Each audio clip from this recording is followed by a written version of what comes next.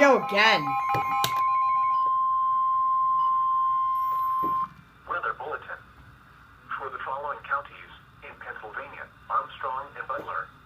The National Weather Service in Pittsburgh has issued a severe thunderstorm warning for southeastern Mercer County in northwestern Pennsylvania, southwestern Van Angle County in northwestern Pennsylvania, northern Butler County in west central Pennsylvania, northwestern Armstrong County in west central Pennsylvania, west central Clarion County in west central Pennsylvania until 4:30 p.m.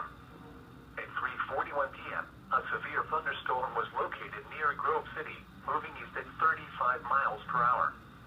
Hazard: wind gusts to 60 miles per hour and quarter-size hail. Source: radar. Impact: minor hail damage to vehicles is possible. Expect wind damage to trees and power lines, resulting in some power outages. Locations impacted include Grove City, Slippery Rock, Mercer, Chicora, Harrisville, Parker, Inleton, Bruin, Clintonville, St. Petersburg, Eau Claire, Petrolia.